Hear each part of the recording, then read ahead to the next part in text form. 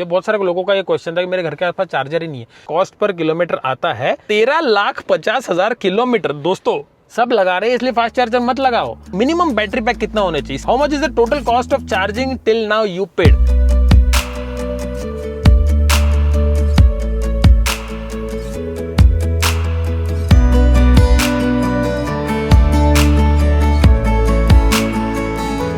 दोस्तों जब से अपने जीवन में ईवीज आई है, स्पेशली ये बड़ी वाली ईवी अपने सेना बधी, तब से लोगों के इतने सारे क्वेश्चंस भाई, मतलब मुझे लग रहा है कि मैं आंसर करूंगा लेकिन रिप्लाई कर करके कितने लोगों को रिप्लाई करूँ ना। इसलिए मैं आपके लिए ले आया हूँ ये वीडियो में Q&A स्पेसिफिक टू ईवीज। मेरा जितना भी एक्सपीरियंस है 21,000 किलोमीटर ये, और स्कूटर जो अपने 6,000 27,000 किलोमीटर का अपना पूरा एक्सपीरियंस है ईवीज का, जो उसमें से कॉमन क्वेश्चंस मैं आपको बताने वाला हूं इस वीडियो में। तो भाई बहुत सारे लोगों के क्वेश्चंस है, उसमें से कॉमन क्वेश्चंस अपन ने चूज़ किए।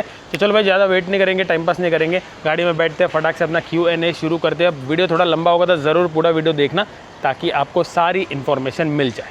चलो तो देखिए, मैंने बहुत सारे क्वेश्चंस यहाँ पे स्क्रीनशॉट लेके रखे हैं। कुछ क्वेश्चंस मैंने इंस्टाग्राम पे पोस्ट डाली थी, स्टोरी डाली थी, जिसमें Q&A के बारे में पूछ रहा था। इसलिए बोलता हूँ आपको इंस्टाग्राम पे फॉलो करो, कैसा ना वहाँ पे मैं अपडेट्स डालते रहता हूँ और वहाँ का Q&A में अलग से फटाक से कर देता हूँ। यूट्यूब को थोड़ा लेट हो जाता है। और भाई सब्सक्राइब जरूर करना चैनल को गाइस। देखिए कैसा more than 50% people who watch the video but don't subscribe. आपका कुछ नहीं जा रहा। I know you will watch my videos again, specially आपको जो वीडियोस पसंद है, जिस टाइप के वीडियोस पसंद है, लेकिन सब्सक्राइब करने में आपका कुछ नहीं जा रहा। लेकिन हमारे लिए वो बहुत मोटिवेशन है। सो प्लीज़ ज़्यादा बोर नहीं करूँगा आपको, लेकिन प्लीज़ सब्सक्राइब करो। तो बिना सब्सक्राइब किए मत जाना एंड वीडियो को सपोर्ट करो भाई, लाइक करो, कमेंट करो अगर आपका कोई भी क्वेश्चन हो तो चलो पहले क्वेश्चन पे आते हैं। इंटरेस्टिंग क्वेश्चन है, देखिए, what is the best practice to charge an EV? 20% to 80% AC charging, DC और एसी। अब मुझे लगता है आपको 100% कर देना चाहिए, जितना मैं समझता हूँ जानता हूँ ईवी को, क्योंकि सेल बैलेंसिंग करके एक चीज़ होती है। सेल बैलेंसिंग 100% के बाद ही होती है। हमारा एक महिंद्रा का ग्रुप है ऑल इंडिया का ओनर्स का, उसमें लोग क्या बोलते हैं, कभी कभी रेंज ठीक से नहीं दिखा रहा है, कुछ हो रहा है, तो लोग क्या बोलते हैं कि 2-3 घंटा 100% होने के बाद प्लग ऑन रखो, मतलब वो सेल बैलेंसिंग हो जाता है। Coming back to the DC charging, तो देखिए डीसी चार्जिंग में अगर आप हो सके तो 80% ही कर लो। डीसी चार्जिंग जितना कम करे उतना बेटर है। जो बैटरी हेल्थ है वो एसी चार्जिंग से बेटर होती है, इसीलिए जो डीसी चार्जिंग है वो मैं कम से कम अगर पॉसिबल है तो मैं कर देता हूँ। लेकिन कोई टेंशन मत लो, 100% करोगे कोई होने वाला है नहीं गाड़ी को। बहुत लंबी बैटरी लाइफ साइकिल होती है, उसमें इतने सारे चार्ज आ जाते हैं साइकिल के कि आपके लाखों किलोमीटर हो जाएंगे। तो इतनी सोचने की कोई टेंशन नहीं है। Coming to the next question, I recently book 9e inspired by you, thank you so much भाई। How do you protect EV in heavy rains? देखिए बहुत लोगों का मिसकंसेप्शन है कि जो हैवी रेन्स होते हैं उसमें ईवी का कोई लफड़ा हो जाता है। तो देखो ऐसा कुछ नहीं है। आपकी गाड़ी की जो बैटरी है वो एकदम हाईली सील्ड होती है, वो फ्लेमेबल भी नहीं होती है। मतलब लिटरली आज की टेक्नोलॉजी इस डेट पे पहुंच चुकी है कि मैं जलती आग में अगर कोई ईवी बैटरी की जो बैटरी है वो गाड़ी की, वो अगर रख दूं फिर भी उसमें आग नहीं लगेगी। यस, और पानी में डुबो के भी रखूं फिर भी उसमें पानी नहीं जाएगा। तो don't worry, nothing is gonna happen. हाँ, कुछ लोग सोचेंगे कि भाई प्रेशर वॉश से हो सकता है। तो देखिए प्रेशर वॉश से ऐसा कुछ ऐसा होता नहीं है, लेकिन हाँ बहुत ही ज़्यादा एकदम प्रिसिशन से अगर वो गैप में अगर प्रेशर मारा तो शायद कुछ हो जाए। लेकिन आज तक मैंने जितनी चलाई ऐसा कुछ प्रॉब्लम है नहीं। देखो प्रेशर वॉश से तो फिर हम बाइक पे भी ज़्यादा मारते नहीं, इंजन के वहाँ पे भी वॉल्व्स कुछ ना कुछ रबर सीलिंग वीलिंग निकल सकता है। तो प्रेशर वॉश बहुत दबा के भी करना नहीं चाहिए, और कर भी दिया तो ऐसा कोई इशू नहीं है। आपको ईवी गाड़ी से कोई इशू होने वाले नहीं है when it comes to heavy rain. अपने हैवी रेन में भी ये गाड़ी चलाइए। नाउ सेकंड, चार्जिंग के टाइम बहुत लोग सोच रहे हैं कि भाई बारिश में चार्जिंग कैसे करें। तो देखिए बारिश में ना जो चार्जर होता है ना यूजुअली वाटर प्रूफ होता है, ऐसा कुछ उसमें पानी जाता नहीं। उसका कंस्ट्रक्शन भी ऐसा होता है, जगह ऐसी होती है कि वो अंदर होता है तो उसमें पानी जाता नहीं है। और जो अपना जो पोर्टेबल चार्जर होता है फ्री वाला 3.3 किलोवाट, उसका जो वो अंदर जाता है ना, तो उसमें पानी नॉर्मल छोटा मोटा गिरा तो ऐसा कोई लफड़ा है नहीं। लेकिन अमेजोन पे 1-2 प्रोडक्ट्स मिलते हैं, ऊपर से वेलक्रो आप लगा के वो जो प्लास्टिक है वैसा उस पर लपक जाता है, तो इसकी वजह से पानी गिरता नहीं है। I am thinking of buying it, लेकिन अगर मुझे मिला तो डिस्क्रिप्शन में दे दूंगा। बस चार्जिंग के टाइम पे अगर आपको थोड़ा लगता है कि बारिश से थोड़ा हो सकता है कुछ, तो ठीक है। लेकिन अपार्ट फ्रॉम दैट ईवी की वाटर वेटिंग कैपेसिटी और ज़्यादा होती है। It can handle much more deeper water, तो कोई टेंशन की बात नहीं है। Now next is what time say your battery health drops below 70%, the range will also drop. तो what is the solution? तब क्या करोगे? तो देखो जो बैटरी है ना ईवी की, उसके जो चार्ज साइकिल्स होते हैं उसकी वारंटी जो होती है, जैसे अपनी 9e है महिंद्रा की गाड़ी कोई भी, उसकी 3000 चार्ज साइकिल्स, सपोज 3000। अब एक चार्ज साइकिल में 500 किलोमीटर, अपन 500 नहीं अपन 450 पकड़ेंगे, ठीक है। तो 3000 मल्टीप्लाइड बाय 450 मतलब 13,50,000 किलोमीटर। दोस्तों बस 400 की रेंज पकड़ते हैं, 400 तो अपने को उससे ज़्यादा ही मिलती है। 400 की रेंज मल्टीप्लाइड बाय 3000 मतलब स्टिल 12 लाख किलोमीटर्स। ये जो स्टेज है 12 लाख किलोमीटर्स की, यहाँ पे आपकी बैटरी की डिग्रेडेशन, आपकी जो वारंटी क्लेम्ड सेटलमेंट है ना, वहाँ से शुरू होगी। मतलब अगर मेरी वारंटी ऐसी है 70% जो स्टेट ऑफ हेल्थ है बैटरी की, उसके नीचे अगर बैटरी गई तो भाई सेल रिप्लेस या बैटरी रिप्लेस हो जाएगी। ये होती है एक्चुअल ईवी बैटरी की वारंटी। तो 12 लाख चलाऊंगा तो टेक्निकली हाइपोथेटिकली 75% बैटरी है स्टेट ऑफ हेल्थ होनी चाहिए। तो देखो 12 लाख कौन ही चलाएगा ना, 2 लाख भी चला ले तो बहुत है भाई। 2 लाख कितना ज़्यादा किलोमीटर होता है। तो मुझे लगता नहीं है कि 70% बैटरी आने वाली है कोई भी ईवी की इतना इजीली, अनलेस एंड अनटिल कोई इशू हो या पुरानी टेक्नोलॉजी की ईवी हो तो बात अलग है, या लक खराब हो तो बात अलग है। लेकिन ये फ्यूचर हमको पता नहीं, तो हम इसके बारे में ठाम से एकदम बोल नहीं सकते। लेकिन जितना टेक्निकल मुझे पता है और जितना ये पूरा नॉलेज मुझे है और जितना वारंटी मिली है, उस हिसाब से मुझे लगता नहीं है कोई इशू होना चाहिए। Next question, what is the minimum battery pack and EV you need to prefer to travel for city और लॉन्ग ट्रैवल। देखिए बहुत बढ़िया क्वेश्चन है। मिनिमम बैटरी पैक कितना होना चाहिए, इसका आंसर मैं 2 भाग में देना चाहूंगा। एक है, अगर आप सिटी ट्रैवलर हो, सिटी में ही कम्यूट करते हो, आप ज़्यादा बाहर नहीं लेके जाते, वंस इन ए वाइल कभी लेके जाओगे, तो मुझे लगता है आपको एक 40 किलोवाट जो कॉमन बैटरी होती है ना पंच में या नेक्सॉन में, उतनी इनफ है। आपको इससे ज़्यादा ज़रूरत नहीं है, क्योंकि सिटी में आपको आराम से 250 किलोमीटर चल जाएगी।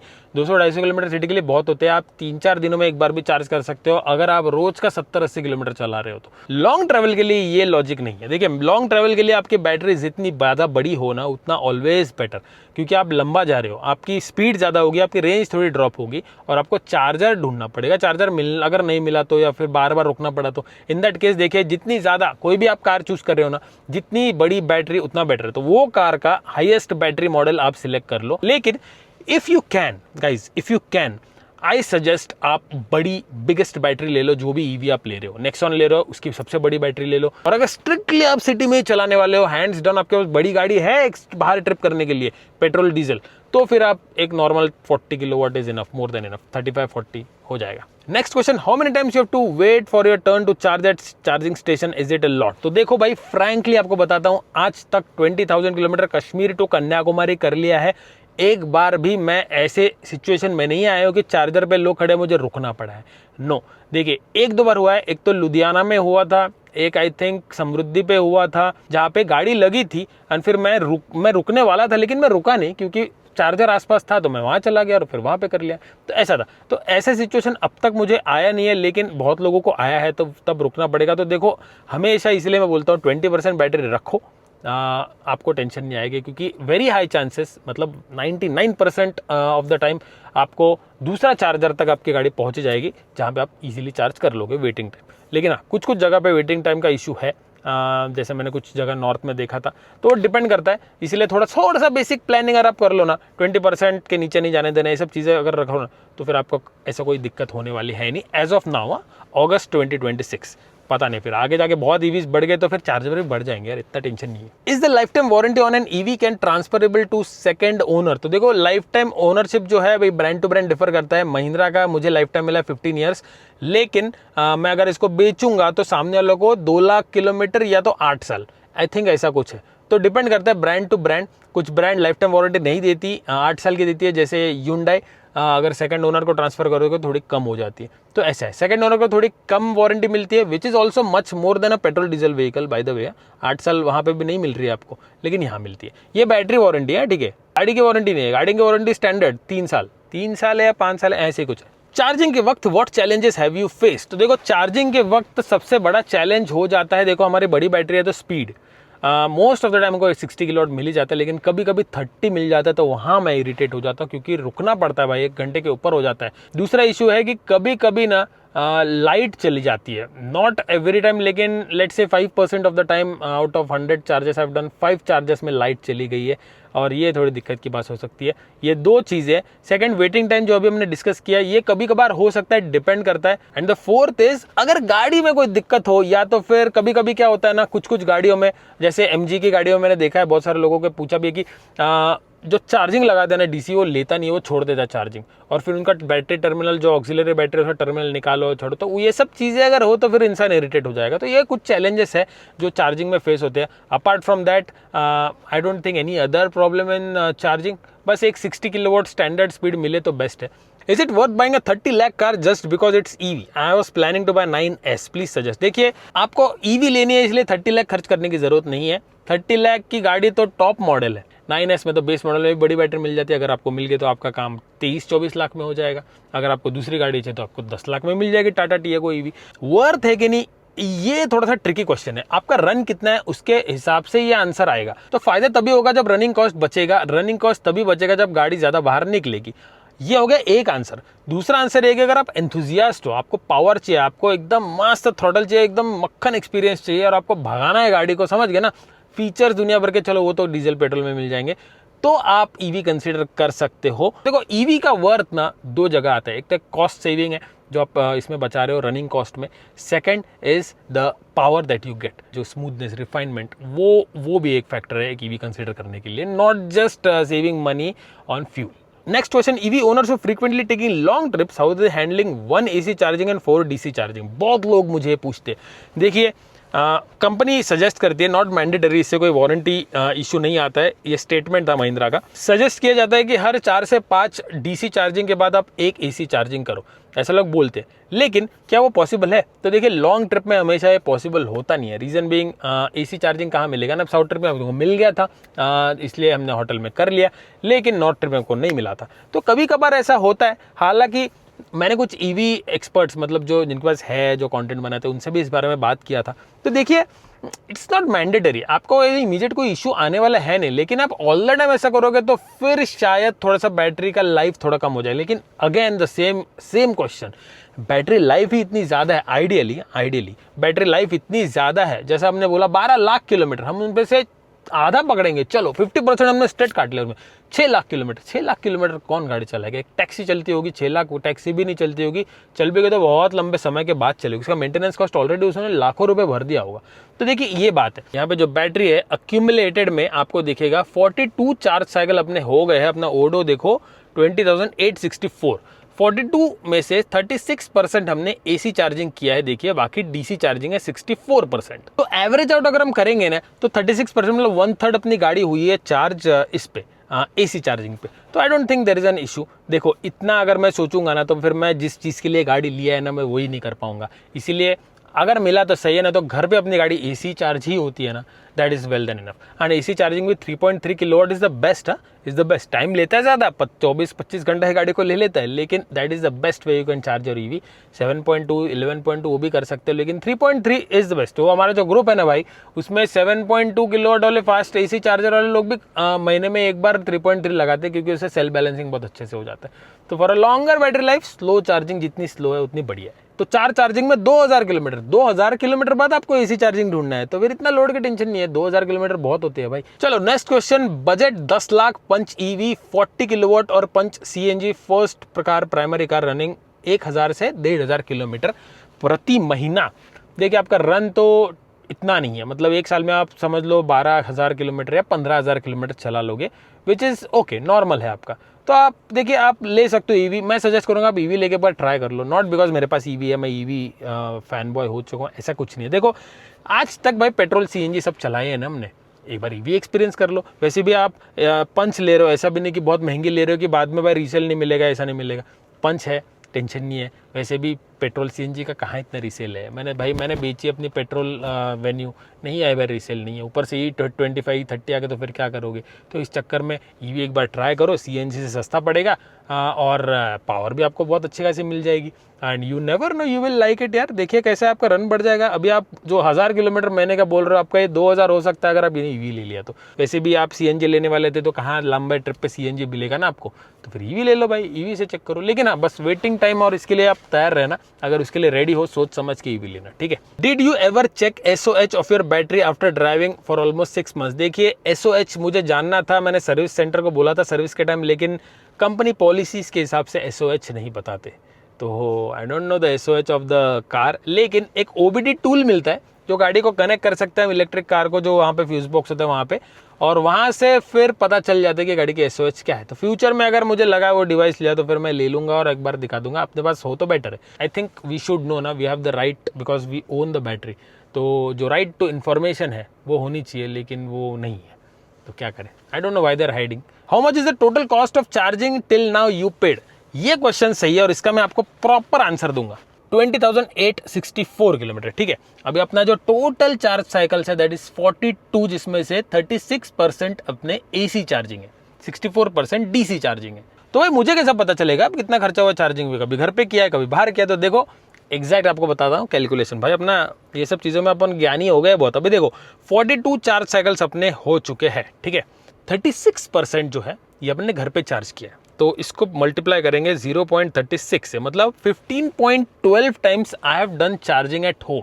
तो 42 माइनस 15, तो ऑलमोस्ट 26-27 बार मैंने बाहर DC चार्जिंग किया। ये हो गया अपना कैलकुलेशन। अब 27 बार हमने बाहर चार्ज किया है, तो बाहर का जो रेट है वो हम ऑन एन एवरेज कैलकुलेट करेंगे 22 रुपए। तो 27 times I have done full charging. Full charging मतलब 79 किलोवाट, 79 यूनिट। ये अपन चार्ज साइकिल्स बता रहे हैं ना आपको, तो ये पूरा चार्ज साइकिल है, मतलब 0 to 100 79 मल्टीप्लाइड बाय 22, ये होता है 1700 रुपए का चार्जिंग, ठीक है। ये एक चार्ज साइकिल का हो गया। इसको मल्टीप्लाई करेंगे हम 27 से, तो ये हो गया 46,900 रुपीज का अपना DC चार्जिंग। एक चार्जिंग का घर पे अपने को कॉस्ट पड़ता है 79 मल्टीप्लाइड 15 रुपीज, ये होता है 1180 रुपए। ऑलमोस्ट 0 to 100 बोल रहा हूँ मैं, ठीक है। 0 हम करते नहीं है, लेकिन 0 to 100 चार साइकिल के हिसाब से इसको मल्टीप्लाई करेंगे 15 से, ये हो गया 17,700 रुपए। इसमें हम प्लस करेंगे 47,000, तो ये हो गया जी रफ एंड रफ हमने 65,000 रुपीज की चार्जिंग अब तक करी है फॉर 20,864 किलोमीटर।